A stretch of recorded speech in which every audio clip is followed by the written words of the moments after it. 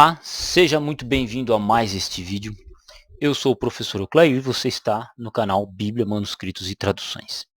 Essencialmente, hoje eu quero comentar aqui um vídeo pedido feito pelo Franzoni.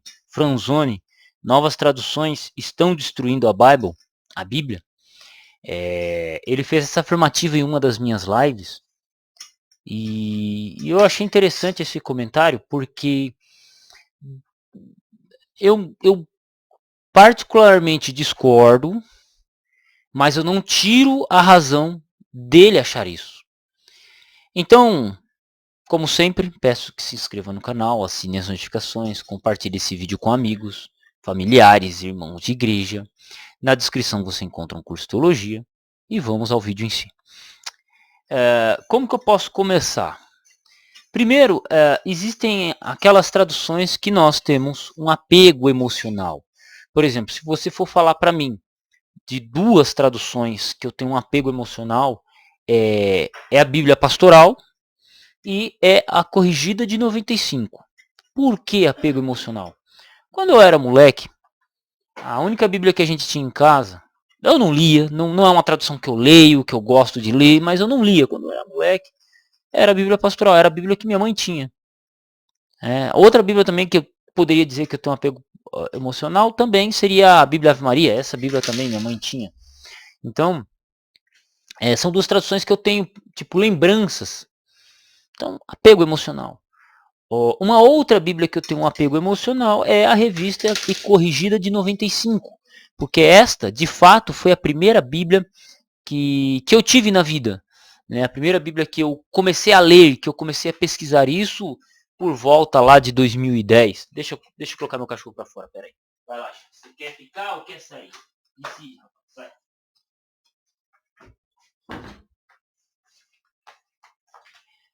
Então, existe sim esse apego emocional. E o que acontece? Quando você pega uma corrigida de 95 e coloca ela em 2025, você vai ter algumas palavras, pontuação, até nomes de personagens bíblicos que podem ter mudado. Podem ter mudado. Né? Construções de frases. Então, só que acontece o quê? Qual foi a primeira maneira que eu aprendi a ler a Bíblia? Foi na corrigida de 95. Né? Então, existe aquele apego emocional a uma determinada tradução, que é aquela Bíblia que você mais usou ao longo da vida. E que dificilmente você dificilmente você vai abandoná-la. O que acontece? Qualquer versão ou tradução que destoar disso, você vai falar que ela está errada. Simplesmente porque você aprendeu a ler em outra Bíblia, na Bíblia A, você vai olhar para a Bíblia C, para a Bíblia D, e você vai achar. Então, isso é chamado de apego emocional. Você tem um apego a essa determinada tradução. Hoje, atualmente, eu não uso mais a corrigida de 95, nunca usei a pastoral e nem a Bíblia Ave Maria. As duas Bíblias que eu mais usei na minha vida são a Bíblia de Jerusalém, que foi a primeira Bíblia que eu li de capa a capa, e a segunda a Almeida Corrigida Fiel, né? Que esta eu uso desde 2017. Né? Então, essas duas traduções, eu pesquisei, eu analisei, eu li, e eu cheguei à conclusão que são as melhores traduções em língua portuguesa. Então, por exemplo, mas se for falar de apego emocional, não racional, Corrigida de 95, Pastoral. Bíblias que eu utilizo atualmente, Almeida Corrigida Fiel, BJ, Bíblia de Jerusalém, por considerar as melhores traduções. Né? Por considerar, estudando grego, comparando com outras traduções, analisando, conversando em grupo com amigos. Essa é a conclusão que eu cheguei. As duas traduções que eu mais posso confiar são essas duas. Só que a grande maioria das pessoas não vão estudar grego ou hebraico. Elas vão ficar presas à sua tradução que diz bonitinho. Você pega lá as igrejas pentecostais, jamais elas vão abandonar a revista e corrigida, porque lá em 1 Coríntios 14 diz línguas estranhas. Se você abre a atualizada, lá só fala línguas. Se você abre a Almeida Corrigida Fiel, fala línguas desconhecidas. E se você abre outras traduções, também não traz língua estranha. Uma ou outra vai trazer. Então, assim, o cara, por um apego doutrinário também, que pode ser o segundo fator, ele pode determinar ou escolher determinadas traduções, né? Como eu acabei de mencionar, no caso do pentecostal para 1 Coríntios capítulo 14, no caso do testemunha de Jeová para a tradução Novo Mundo. Então, o primeiro fator é o emocional e o segundo fator pode ser doutrinário. Aquela tradução reflete melhor a doutrina da denominação desta pessoa. Então temos já dois fatores. E terceiro fator é que a gente vai ficando velho e chato. Quanto mais velho você fica, mais difícil fica de aceitar novas coisas. Então mais chato você fica. Então você tem o apego emocional, o apego dogmático e a velhice, né? A própria velhice. E aí o que acontece? Num contexto em que surgem novas traduções, Bíblias são atualizadas. A Bíblia, por exemplo, a Almeida Corrigida Fiel, ela surgiu em 94. Depois ela foi revisada em 2007 e depois ela foi revisada novamente em 2011 para se adequar às regras ortográficas, né, às novas regras ortográficas. Né? E aí o que acontece? Você olha às vezes uma revisão que a tradução foi feita e você pode não gostar. Ou Bíblias que precisam ser atualizadas, como a própria Almeida atualizada, a edição mais a segunda edição dela era de 1992. Fizeram uma nova Almeida atualizada que é a NA em 2015, 2017. A NVI estão fazendo uma nova tradução dela. Essas duas traduções que eu acabei de mencionar, a NVI e a NA, elas precisaram ser revisadas porque as suas últimas, quando elas foram feitas, já se passou quantos anos? 20 anos, pelo menos. 20 anos. Então, essas traduções elas precisam passar por revisão. Primeiro, por causa da questão ortográfica, que entrou do novo acordo ortográfico que entrou em 2009. E segundo, porque essas traduções elas tendem a ser interpretativas e dinâmicas. Só que, hoje, atualmente, a linguagem já mudou. Né? A linguagem já mudou. Elas são traduções que elas vão pedir, por exemplo, o texto grego já é outro, né? O Nestlé Aland foi usado a edição 26, não, a edição 27 na Almeida atualizada e na NVI, em português. O que acontece? Nós já estamos na edição 28. Então, querendo ou não, a NAA e a NVI, elas necessitam ser atualizadas por causa disso. Elas são traduções que partem de um princípio mais dinâmico, mais interpretativo. Elas partem de ser traduções baseadas nos textos mais gregos impressos mais recentes. E tá tudo certo. E tá tudo certo.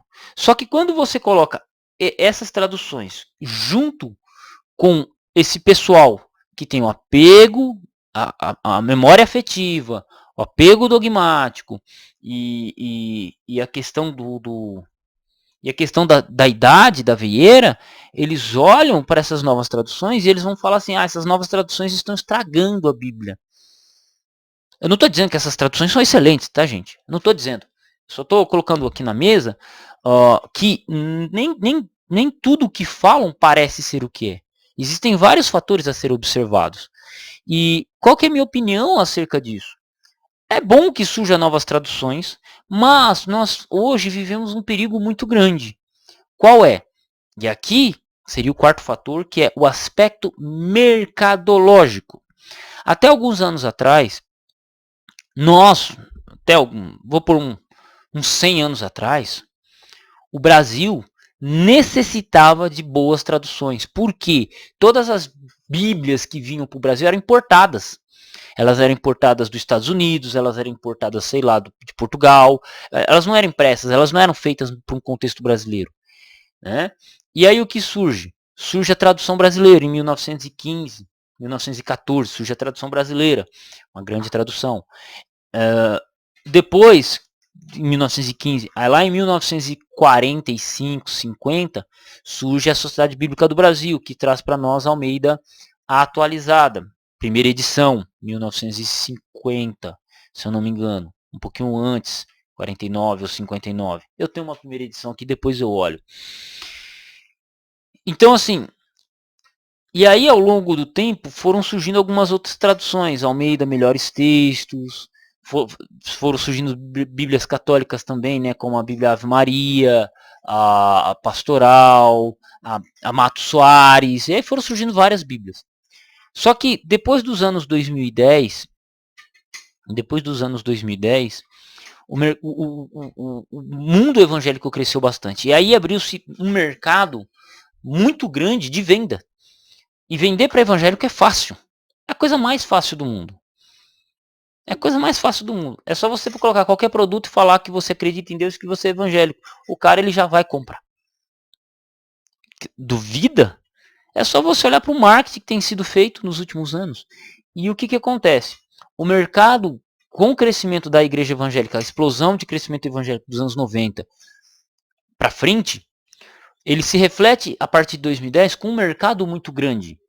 Né? Antes disso era muito limitado o mercado evangélico, seja teológico ou voltado para os evangélicos até os anos 2000. Só que lá em 2010 a coisa começa a mudar, o público evangélico começa a ser forte, e aí hoje o que acontece? As editoras perceberam isso e o que elas fazem? Começaram a lançar Bíblias de estudo.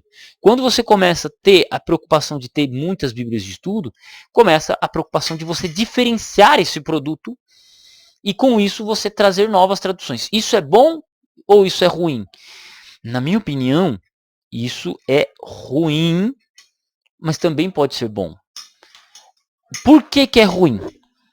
Porque antes, num contexto que você tinha 2, 3 Bíblias confiáveis, hoje você tem 15 Bíblias nem tão confiáveis.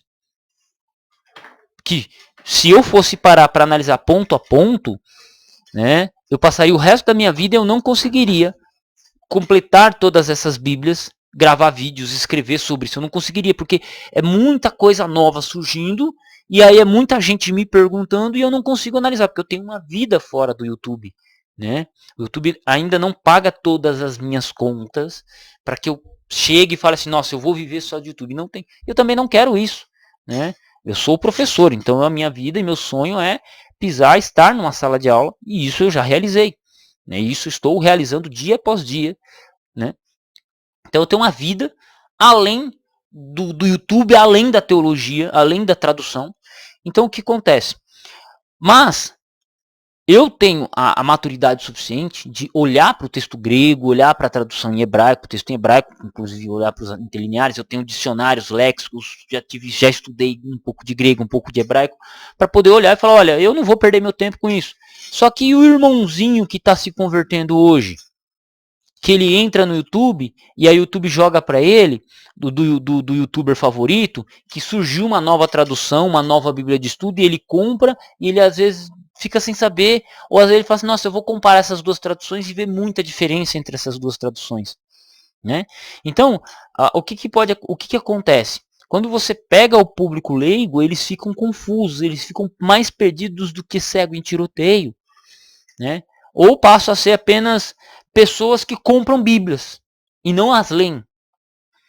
E é o que as editoras fazem. As editoras estão ano após ano, mês após mês, lançando cada vez uma Bíblia nova, uma tradução nova, te obrigando a comprar, né? Colocando nomes cada vez mais mirabolantes para que você compre. Simplesmente isso. Agora, essas editoras, elas estão preocupadas com a sua salvação? Não. Elas estão preocupadas para que você compre esse produto, porque você já está acostumado. Elas vão pagar youtubers, para que influenciadores, para que eles divulguem essas Bíblias, para que você compre. Simples assim. Então esse é o aspecto negativo da coisa. Né? Esse é o aspecto negativo da coisa. E você vai ter também o aspecto positivo, que é, cara, você tem no meio disso tudo, boas traduções que você vai poder confiar. Só que geralmente elas são de instituições mais estabelecidas. Que instituições são essas? Sociedades bíblicas, como é o caso da Sociedade Bíblica do Brasil e a Sociedade Bíblica Trinitariana. A Sociedade Bíblica do Brasil, ela lançou duas traduções. Ela tem ela tem a NTLH e ela tem a Almeida atualizada, né, as quais elas levam décadas para fazer revisões. E você tem a Sociedade Bíblica Trinitariana, que produz apenas uma versão bíblica em língua portuguesa, que é a Almeida Corrigida Fiel. E ela se preocupa em focar nessa. Então, essas instituições, elas estão preocupadas com a divulgação da Bíblia. Então, elas fazem uma tradução e divulgam o máximo que pode. Já a editora, não. Você vai ver casos de editora aí que num espectro de 10 anos, ela já lançou 5 traduções diferentes. E toda hora ela fala assim, ó, essa é a melhor tradução do mercado. E lança uma nova, não, essa é a nova tradução que é a melhor do mercado. Entende? Ao contrário, por exemplo, do que a NVI foi, a NVI ela foi lançada há mais de 20 anos atrás. Ela foi lançada lá em 90, lá na década de 90. Foi fazer uma revisão apenas a partir de 2022, 23, se não me engano. Então, hoje, por exemplo, você pega a NVI, que ela, das traduções que saem das Almeidas, ela é uma das mais estabelecidas ali na compra, ela levou 20 anos para ser revisada. Agora, você olha para certas edições que vão saindo no mercado hoje, elas são lançadas, depois elas são abandonadas por outra tradução e assim vai seguindo. Tá? Então, esse é o aspecto negativo que eu já comentei. Mas tem esse aspecto positivo, que são traduções boas, no caso de uma NVI. Eu não gosto muito, particularmente, tá? Eu não gosto da NVI, do estilo dela, da linguagem. Existem pontos em que eu gosto da tradução dela, mas você tem, no caso da NVI, que é uma tradução estabelecida, e que ela é uma leitura, ela faz uma leitura, uma interpretação alternativa da tradução que a gente já conhece das Almeidas. Então, ou traduções como a Bíblia de Jerusalém, por exemplo. A primeira Bíblia de Jerusalém a ser lançada foi em 1975. Depois ela teve uma revisão em 2002. Olha só, em português, uma tradução que foi publicada em 75, ela só foi ter uma revisão em 2002 e essa revisão se mantém até hoje. Precisa de uma atualização, lançar uma nova Bíblia de Jerusalém, por exemplo, e está tudo certo. Mas são Bíblias estabelecidas. E elas são leituras alternativas que, de certo ponto, contribuem para uma melhor leitura. Para uma melhor leitura. E são boas traduções e você pode ler, se você gostar, se você preferir. Né? E assim vai. Então, o aspecto positivo hoje nós temos bíblias que você pode confiar que são de qualidade. São traduções novas, ou são traduções que se estabeleceram há algumas décadas e elas não estão preocupadas somente em venda. Né? Não somente em venda. E só que você tem esse aspecto negativo que ele pesa muito mais do que o aspecto positivo. Né? Uma outra coisa que está pegando muitos evangélicos, principalmente aqueles que se converteram nos anos 90 e nos anos 2000, é que esse período foi o período de traduções mais literais. Você olha para uma revista corrigida, você olha para uma Almeida Corrigida Fiel, eram as Bíblias que comandavam esse público, elas eram as mais divulgadas entre os pastores. Só que hoje você tem um conluio entre a Sociedade Bíblica do Brasil e muitas igrejas, e um conluio dos teólogos, por exemplo, que preferem traduções mais interpretativas. E aí o que acontece? Você que se converteu lá nos anos 90 e nos anos 2000, acostumado a uma revista corrigida, você ouve o teu pastor ou ouve o teólogo tal falar que as novas traduções são muito melhores. E aí quando você compara, você fala, mas peraí, esse texto pulou palavra, esse texto aqui cortou. Opa, essa Bíblia aqui que está baseada nesse novo texto, ela pulou esse versículo bíblico. Por que ela pulou? E aí, às vezes, muitas das vezes, o pastor não consegue explicar. O pastor local não consegue explicar, porque ele não tem conhecimento. Muitas vezes não tem conhecimento de grego, não tem conhecimento de hebraico. E eu posso até mencionar uma experiência que eu tive, de uma vez eu ir num seminário de teologia, o qual eu estudei, e na minha plateia, a pessoa que me acompanhava, eram todos pastores. E eu falar que existe diferença entre a revista corrigida com a Almeida atualizada. E eles nunca pararam para observar, os pastores. Então, se os pastores estão assim, imagine os membros. Então, só que essas pequenas mudanças para essas pessoas, essas mudanças para essas pessoas, pode ser muito, muito cruel. Né? Algumas pessoas podem olhar e aí elas vão dizer, as novas traduções não são boas. As novas traduções não são boas. Entende? Então, são vários fatores. É mercado, é idade, é o processo, a abordagem de tradução. São muitos fatores. E para concluir este vídeo que já está muito grande e eu já estou começando a me confundir, seriam as novas traduções da Bíblia ruins ou elas destruírem? Não necessariamente. Elas só estão refletindo o mercado em um contexto teológico moderno. Ponto. Porque a igreja de hoje, a igreja do ano de 2020 para frente, ela não é mais a igreja dos anos 90. Não é mais a igreja. O papo que caía pro pessoal, que colava pro pessoal nos anos 90, não é mais o que cola hoje. Né? Então é outra igreja. E talvez, pelo nosso falho sistema educacional, necessite-se de traduções mais simplórias, porque foi o caso da NTLH.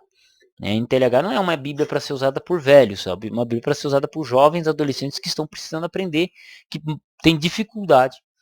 Eles vão usar a NTLH pro resto da vida? Não. Mas hoje eu vejo velhos querendo usar a NTLH e pagar de jovenzinho. Né? E gostarem da tradução e tal, nada contra. Só que perder a profundidade do que o texto nos diz.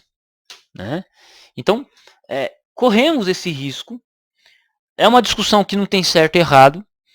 Como eu disse, o Franzoni, eu não tiro a razão dele porque eu já expressei alguns motivos. Né? Existe a questão mercadológica, existe a questão de nova abordagem de tradução, existe essa mudança de mentalidade feita nos seminários, conluio de grandes editoras e assim vai. Né? Então, o que eu posso fazer? Eu não posso fazer nada. Eu não posso fazer nada. Eu só posso vir aqui gravar um vídeo e comentar sobre o tema. É a única coisa que eu consigo, é a única coisa que eu consigo fazer aqui. E é isso. Tá? Então, um abraço e tamo junto. Se você assistiu esse vídeo até agora e gostou, peço que se torne um bucaneiro. O que é um bucaneiro? Bucaneiros são aqueles companheiros, aquelas pessoas que estão comigo e que me ajudam, fazem uma doação mensal financeira e eles participam de um grupo onde que trocam ideias, interagem e pedem vídeos, pedem estudos que são necessários, abordagens, né? Não só tiram dúvidas, mas às vezes pedem vídeos de estudos. Então, caso você queira participar, é muito fácil. É só você pegar meu telefone no meu Instagram, Euclair Oliveira, tá? Caso queira me seguir no meu Facebook também, Euclair Oliveira. É fácil você encontrar o meu Facebook. Ambos estão na página inicial do canal. Caso você já tenha se esquecido, na descrição do vídeo aqui você encontra um curso de Teologia Pagamento Único e ao final aqui você terá 2 vídeos aqui que vão aparecer para você. Assista um deles que com certeza o YouTube escolheu para você o melhor vídeo que você mais necessita nesse momento. Um abraço e professor Euclair à disposição.